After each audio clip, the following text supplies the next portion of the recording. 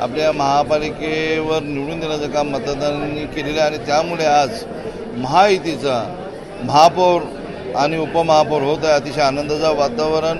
कल्याण डोंबिवली महानगरपालिकेमध्ये महापौर आणि उपमहापौर विराजमान होणार आहे आणि त्यासाठी जय्यत तयारी सुरू आहे. आपल्यासोबत कल्याण ग्रामीणचे आमदार राजेशजी मोरे आहेत. काय सांगाल, कशा पद्धतीने नियोजन सुरू आहे आता? कल्याण डोंबिवली महानगरपालिकेत आज अतिशय आनंदाचा दिवस आहे, आनंदाचं वातावरण आहे.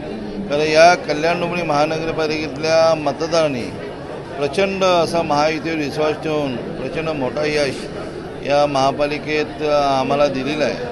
शिवसेना, भारतीय जनता पार्टी, महाराष्ट्र नवनिर्माण सेना व इतर घटक पक्षाचे सर्व नगरसेवक आपल्या महापालिकेवर निवडून देण्याचं काम मतदारांनी केलेलं आहे आणि त्यामुळे आज महायुतीचा महापौर आणि उपमहापौर होत आहे. अतिशय आनंदाचं वातावरण.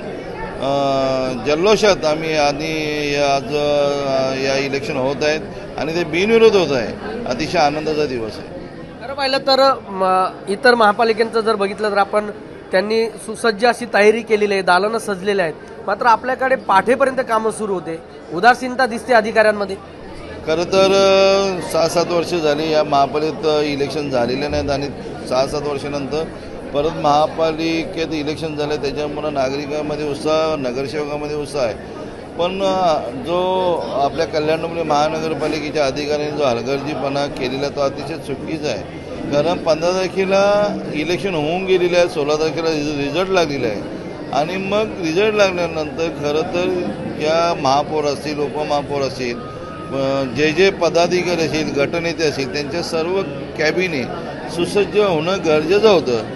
पण त्याच्याकडे कानाडोळा करून अतिशय चुकीचं काम या अधिकाऱ्यांनी केलेलं आहे. मी आयुक्तांकडे मागणी केलेली, आयुक्तांशी फोनवर चर्चाही केली की जे याच्यात अधिकारी ज्या अधिकाऱ्यांनी ढिसाळपणा केला असेल कामासाठी त्यांच्यावर चौकशी करून कारवाई करावी अशी मी आयुक्तांना विनंती केलेली आहे. नक्कीच खरं पाहिलं तर ढिसाळ कारभार करणाऱ्या अधिकाऱ्यांवर देखील कारवाई करण्यासाठी आमदार राजेश मोरे यांनी मागणी केली आहे. कॅमेरामन अभय त्रिपाठीसह सुरेश खाडे, एबीपी माझा, कल्याण. एबीपी माझा, उघडा डोळे बघा नीट.